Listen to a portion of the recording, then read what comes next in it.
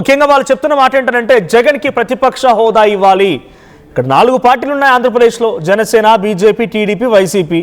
So 3 పార్టీలు కూటమైనప్పుడు మిగిలినటువంటి ఒక పార్టీ ప్రతిపక్ష హోదా ఇవ్వాలి కదా అన్నట్టుగా ఆ ఎమ్మెల్సీలు మాట్లాడడం ఆర్టీవీతో ఎక్స్క్లూజివ్గా మనం చూసాం.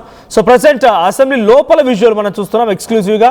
సో జగన్మోహన్ రెడ్డి అక్కడికి చేరుకున్నారు. కేవలం 5 నిమిషాల వరకు మాత్రమే ఉన్నారు ఆయన. సో ముందుగా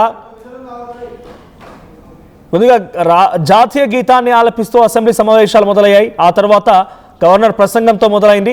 సో ఆ తర్వాత డైరెక్ట్గా అక్కడి నుంచి వెళ్ళిపోయి నిరుద్యోగ భృతి, ఆ తర్వాత డైరెక్ట్గా పీపీపీ మోడల్లో మెడికల్ కాలేజీలకు సంబంధించిన విషయాన్ని ఇవన్నీ తీసుకొని అక్కడికి వైసీపీ ఎమ్మెల్యేలు పోడియంని చుట్టుముట్టి గవర్నర్ ప్రసంగానికి సంబంధించి పక్కన 2 స్పీకర్లు కూర్చుంటారు కాబట్టి, అటు మండలి చైర్పర్సన్ అండ్ అసెంబ్లీ స్పీకర్ ఇద్దరు అక్కడే కూర్చుంటారు కాబట్టి అక్కడికి వచ్చేసి పేపర్లు విసిరేసి వెళ్ళిపోయారు. సో లైవ్ విజువల్స్ మనం చూస్తున్నాం. వైసీపీ ఎమ్మెల్యే నిరసన రైట్ సైడ్ బాక్స్ మీకు కనబడుతున్న దగ్గర గవర్నర్ ప్రసంగ సమయంలో వారు నిరసన వ్యక్తం చేస్తున్నారు. ఒకసారి అసెంబ్లీ